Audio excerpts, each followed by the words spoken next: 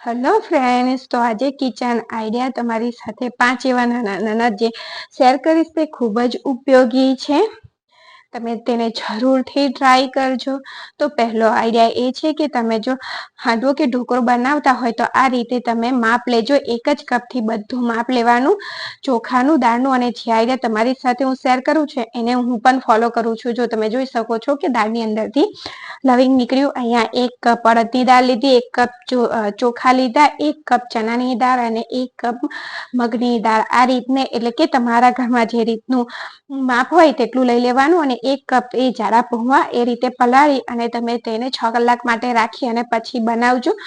પીસીને બનાવજો તો ઇન્સ્ટન્ટ ઢોકળા તૈયાર થશે અને બિલકુલ એસિડિટી તમને નહીં થાય. ત્યાર પછી અહીંયા જો દીકરીઓ જે નવું રસોઈ શીખતી હોય એ દીકરીઓને રોટલી બનાવવામાં ખૂબ જ તકલીફ થતી હોય તો અહીંયા મેં થોડો લોટ લીધો છે અને તેની અંદર 1 ટેબલ સ્પૂન જેટલું મોવર એડ કરી દીધું છે અને તેને આ રીતે આપણે સારી રીતે મિક્સ કરી દેવાનું.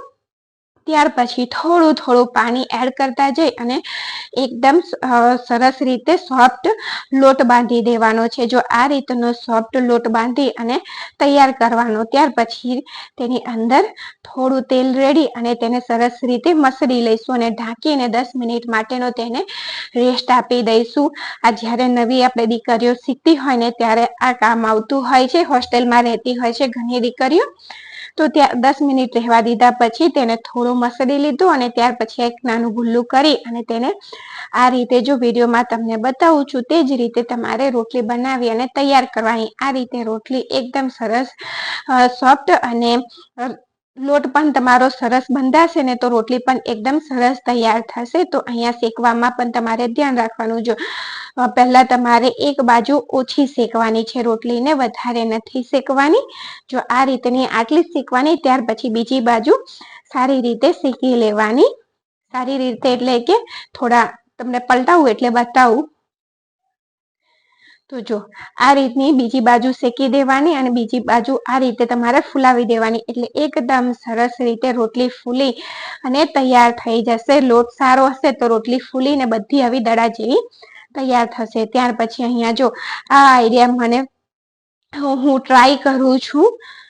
મેં પહેલી જ વાર આ આઈડિયા ટ્રાય કરું છું. તો અહીંયા ડુંગળીના છોડા લીધા છે જેને આ રીતે આપણે શેકી અને માથામાં લગાવવાના. આ વાયરલ હેક કે આઈડિયા ચાલી રહ્યો છે અને તેને આ રીતના કાળા થઈ જાય ને ત્યાં સુધી તેને શેકી લેવાના છે. તો જો તે શેકાય અને ઠંડા થાય છે ત્યાં સુધીને હું બતાવું કે અહીંયા હું આ વાળમાં આ જગ્યા પર જો તમે જોઈ શકો છો કે એકદમ સફેદ વાળ છે ત્યાં લગાવવાની છું. જો બંને બાજુ મેં તમને બતાવ્યું કે અહીંયા હું આ જગ્યા પર લગાવવાની છું.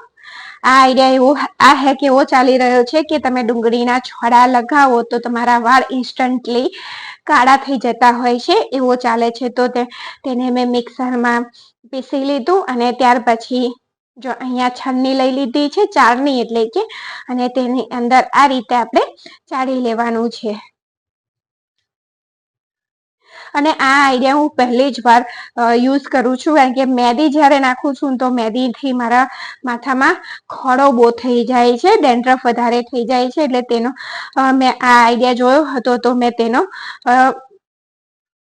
પહેલી વાર જ તેનો યુઝ કરું છું. તો તેની અંદર મેં ચાળી લીધું અને ત્યાર પછી તેની અંદર મેં કોપરેલ એડ કરી દીધું છે કે પછી તમે સરસોનું તેલ પણ નાખી શકો. અને મેદી જે રીતની થિકનેસ આપણે રાખતા હોય ને તે રીતની રાખી અને આ રીતે માથામાં લગાવી દેવાનું. જો જ્યાં સફેદ વાળ છે ને તે જગ્યા પર હું તમને લગાવીને બતાવું છું કે તેનું રિઝલ્ટ કેવું આવે છે, કેવું આવશે. કારણ કે મેં પણ પહેલી જ વાર ટ્રાય કરું છું એટલા માટે. જો તો બંને બાજુ મેં લગાવી દીધું છે માથામાં અને માથું મેં 20 મિનિટ રહેવા દીધા પછી ધોયું. તો જુઓ તમે જોઈ શકો છો કે કોઈ ફરક નથી મારા વાળમાં. જે રીતના સફેદ મેં તમને પહેલા બતાવ્યા હતા તે જ રીતના વાળ અત્યારે સફેદ છે.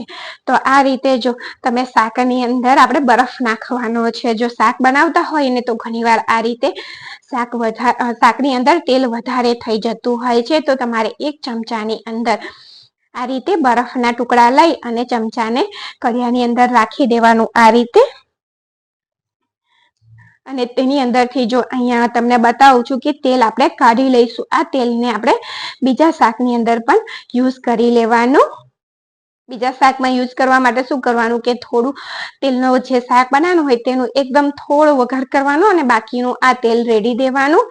ઘણી વાર આવું થઈ જતું હોય છે કે શાકમાં તેલ, અને ખાસ કરીને આપણે અહીંયા છોલે બનાવતા હોય કે રાજમા કે પછી પનીરનું શાક તો આ રીતનું વધી જતું હોય છે તેલ. તો આ રીતે આપણે તેને બધું કાઢી લેવાનું. ત્યાર પછી અહીંયા તે જ શાકની અંદર બીજો આઈડિયા શેર કરું છું કે જો આ રસાવાળા શાકમાં આપણે મીઠું વધારે થઈ જતું હોય તો તો આ રીતે રોટલીનો જે લોટ બાંધેલો હોય તેનું ગુલ્લું કરી અને શાકની અંદર નાખી દેવાનું. એટલે 5 મિનિટ માટે નાખી દેવાનું. એટલે જે પણ એક્સ્ટ્રા મીઠું હશે ને એ બધું મીઠું આ લોટની અંદર શોષાઈ જશે, એટલે કે ચૂસાઈ જશે અને આપણું શાક નોર્મલ ટેસ્ટનું થઈ જશે.